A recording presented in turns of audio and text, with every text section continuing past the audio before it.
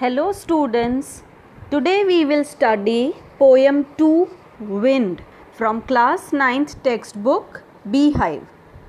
The poem Wind is written by Subramanya Bharati.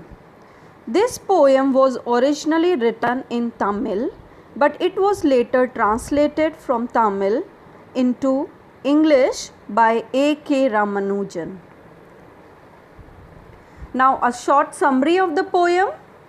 In this poem, the poet describes the power of wind and how it can be both a destroyer and a creator.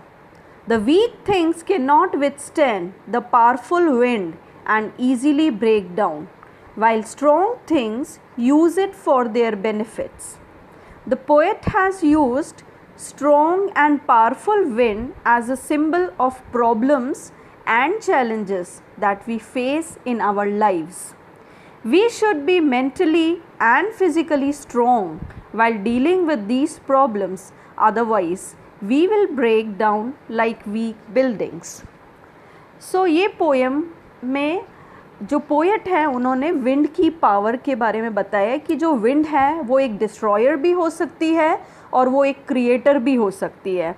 जो week चीज़ें होती हैं जैसे कि week buildings हैं या छोटी छोटी हट्स हैं या जो छोटे प्लांट्स हैं वो विंड की पावर को विथस्टैंड नहीं कर सकते, फेस नहीं कर सकते और इजीली ब्रेक हो जाते हैं. लेकिन जो स्ट्रॉन्ग थिंग्स हैं जैसे कि पुरानी बिल्डिंग्स हैं, स्ट्रॉन्ग बिल्डिंग्स हैं, हाउसेस हैं, वो उसको इजीली फेस कर लेते हैं और सरवाइव कर जाते हैं. तो इसलिए इस पोएम में भी जो विंड है एक्चुअली वो सिंबल है. वो सिंबल है हमारी लाइफ के प्रॉब्लम्स और चैलेंजेस का जो हमारी लाइफ में आते रहते हैं.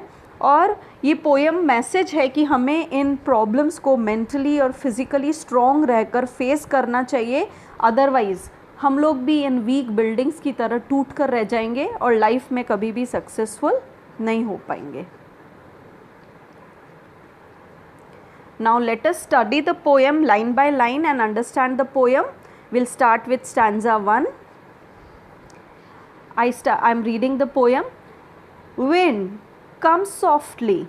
Don't break the shutters of the windows. Don't scatter the papers. Don't throw down the books on the shelf.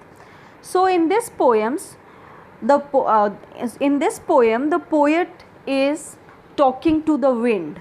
So students, you all might have seen strong, gusty, stormy wind. Such wind leads to great destruction. And when there is a strong, gusty wind, then the weak things like weak plants, huts, buildings, they cannot bear such strong wind and they crumble down. While the strong things like old trees and strong houses which are built strongly and other buildings which have been built strongly, they easily face the wind and they survive.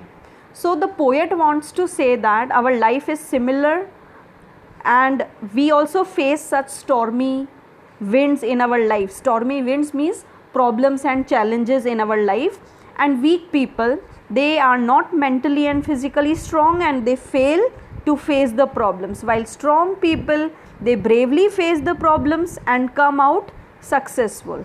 So wind is the symbol of problems and challenges in this poem. And when in this poem, in the first stanza, the poet is talking to wind as if it is a person.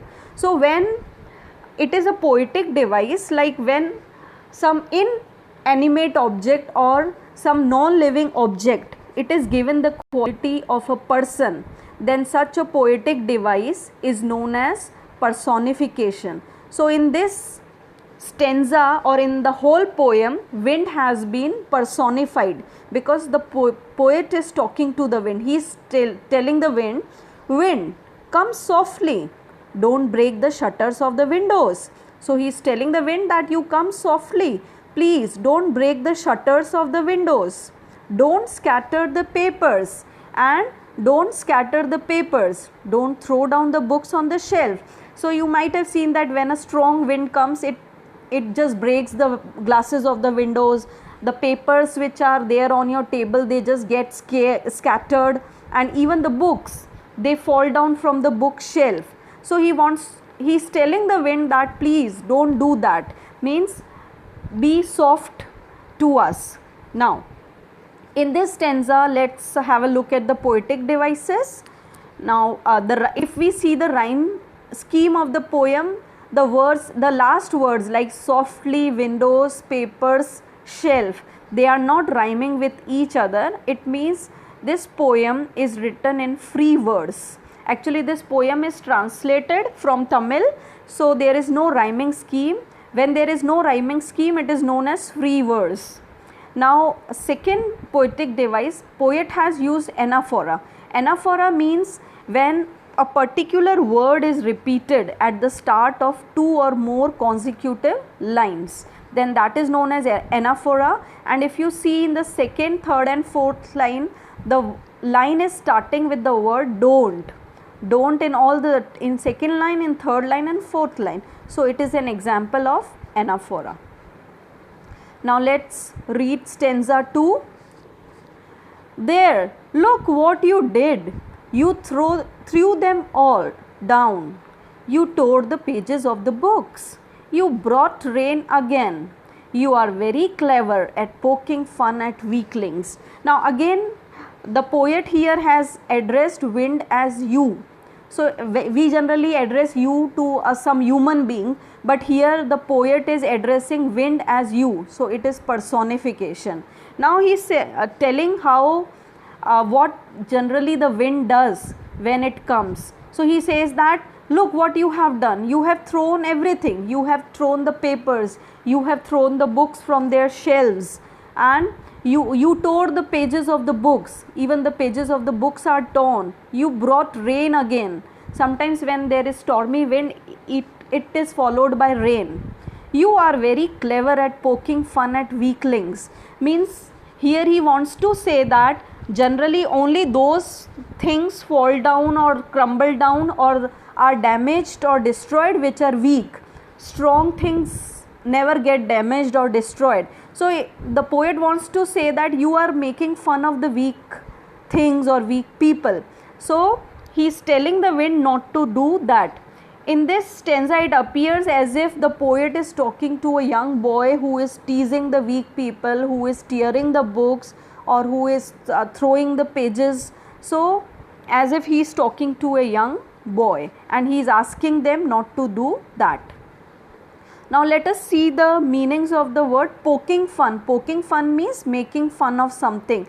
So here he says that you are very clever at poking fun at weaklings. Means you make fun of weaklings, means a person who is weak. So weaklings means a person who is weak. Now see the poetic devices here. Again we have anaphora in line 6, 7, 8 where the line is starting with you. Then as I told you in the beginning only, the poet has used personification in the whole poem. Here wind has been personified because wind is here treated as a person. The poet is calling it you, which is generally referred to a person. So this is an example of personification.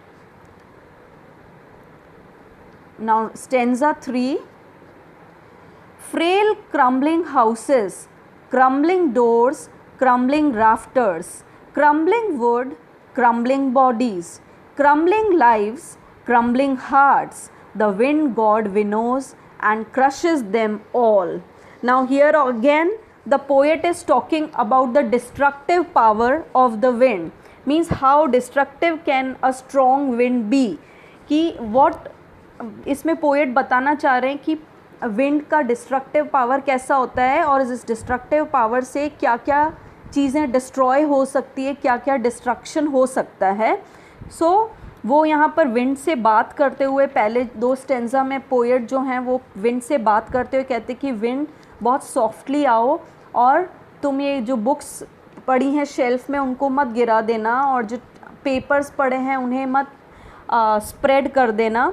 तो वो wind से कहना, क्योंकि ये सारे काम wind करती है जब वो बहुत स्ट्रॉन्ग होती है. तो विंड के आने से डोर्स टूट जाते हैं, हाउसेस क्रम्बल हो जाते हैं, मतलब गिर जाते हैं. इवन जो राफ्टर्स होते हैं, जो छोटी छोटी हट्स होते हैं, उनके ऊपर एक जो सपोर्ट के लिए एक वुड लगाई जाती है वो भी गिर जाती है. तो पोएट जो हैं वो उनसे कहते हैं कि ऐसी जो वीक चीज़ें हैं उनके साथ तुम ऐसा मत करो.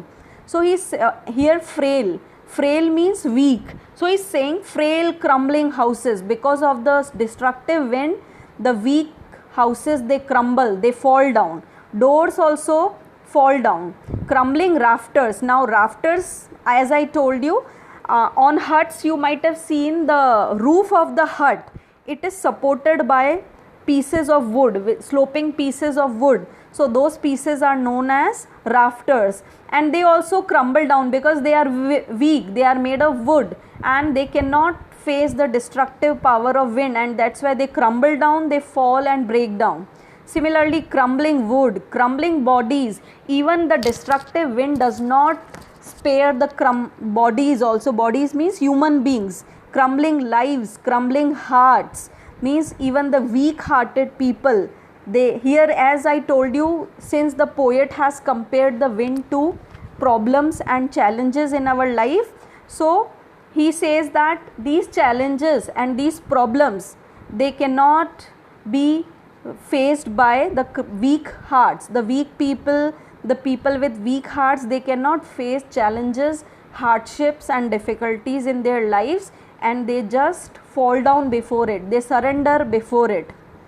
Then the poet says that the wind god, now he has compared the wind to God. So he consider wind equal to God because it has a great power, and he says the wind god winnows and crushes them all. Now what is the meaning of winnows here? You might have seen the laborers working in the fields. When the crop is harvested, then like when suppose you might have seen wheat, when the wheat is harvested, they just winnow it and they just separate the grain from the husk which is very light, it is separated from the grain. So weak things are separated from the heavy things. So here also he says that the life is also a process of winnowing, where when the problems and challenges come, then they help us identify weak people from the strong people, because weak people will never be able to face these challenges and difficulties in life, and they will surrender before it. They will just fail and they will never be successful because they do not have the capability to face challenges. But strong people, they will stand different from the weak people, they will stand separately from the weak people because they will be able to face the challenges. Now the poetic devices here. Now in this stanza we have the example of alliteration. Alliteration means the repetition of the first letter at the beginning of the word. So if we see the word in the fourth line, wind winnows, both the words they are starting with W, so it is an example of alliteration. Then we have repetition also.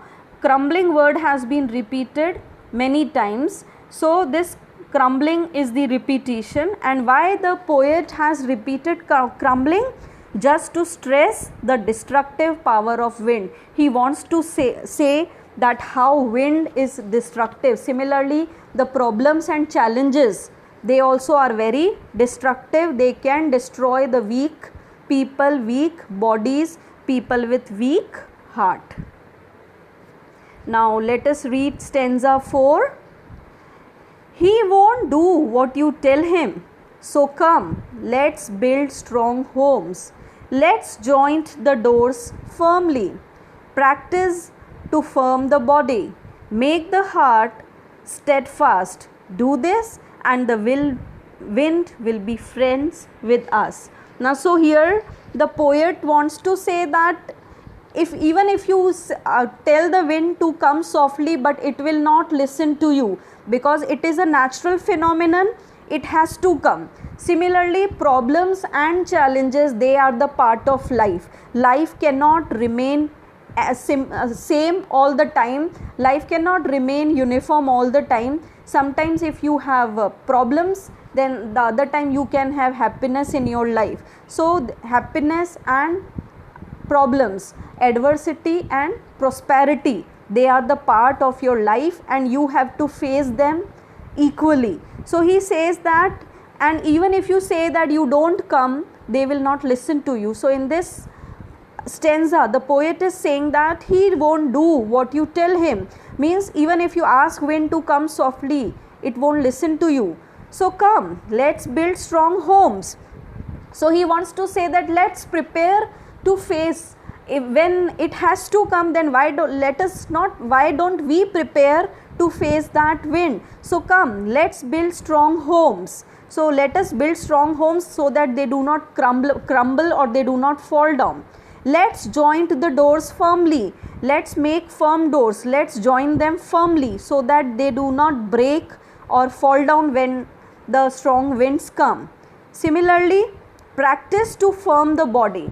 Then here he says that similarly, like the wind, when you face challenges, difficulties and hardships in your life, then practice to make your body firm. Means be physically strong so that you can face those challenges, because they won't be for long, they will be for some time. So for that some time, why don't you make your body strong, physically strong? Make the heart steadfast. Now steadfast again means strong. So he says that make your heart tough so that you can face those challenges in life. You do not fall down when such challenges come, and you stand before it firmly. Do this and the wind will be friends with us. So in place of surrendering before the problems and challenges, let us be friends with the wind, because when we know that challenges and difficulties, they have to come, then why don't we make them friends? And because if we will make the wind or the problems and challenges our friends, then they will give us strength, we will be stronger than ever. So poet इस stanza के through कह रहे हैं कि wind जो है वो हर चीज़ को क्रम्बल कर देती है, हर चीज़ जो भी वीक है उसको गिरा देती है, तोड़ देती है. सिमिलरली अगर हम भी वीक माइंड, वीक बॉडी और वीक हार्ट है हमारा, तो हम लोग कभी भी प्रॉब्लम्स और चैलेंजेस को फेस नहीं कर पाएंगे. और वो कहते हैं कि विंड को अगर हम कहें कि भाई तुम मत आओ, तुम सॉफ्टली फ्लो करो, तो वो बात नहीं मानेगी, क्योंकि वो तो एक नेचुरल फिनोमेनन है, तो उसको तो आना ही है. सिमिलरली प्रॉब्लम्स और चैलेंजेस को भी लाइफ में आना ही है. लाइफ कभी भी सेम नहीं हो सकती है, कभी परेशानियां हैं तो कभी खुशी भी है, कभी अच्छे दिन हैं तो कभी बुरे दिन भी हैं. लाइफ यूनिफॉर्म कभी नहीं हो सकती है. तो जब डिफ़िकल्टीज़ आनी ही है, हमें फेस करनी ही है, तो क्यों ना हम उसकी तैयारी पहले से ही करें. तो अगर जैसे विंड को फेस करना है तो हमारे हाउसेस को हमें स्ट्रॉन्ग पहले से ही बना लेना चाहिए, डोर्स को फर्मली जॉइंट कर लेना चाहिए. उसी तरीके से हमें भी अपनी बॉडी को फिज़िकली स्ट्रॉन्ग रखना चाहिए और हमारे हार्ट को भी टफ रखना चाहिए, सो दैट जब वो चैलेंजेस आएँ तो हम लोग उसको स्ट्रॉन्गली फेस कर सकें. और जब हम ऐसा करेंगे तो विंड एक क्रिएटर की तरह हमारे सामने आएगी, न कि डिस्ट्रॉयर की तरह. Wind will not be a destroyer but it will be a creator, because it will help us to build strength in us. तो इसी तरीके से जो डिस्ट्रक्टिव पावर है वो क्रिएटिव पावर में चेंज हो जाएगी. इसी तरीके से जो डिफ़िकल्टीज़ और चैलेंजेस हैं, अगर हम उनको फेस करना सीख गए तो वो हमें और स्ट्रॉन्ग बनाएगी, वो हमें और स्ट्रेंथ देगी, न कि वीक बनाएंगी.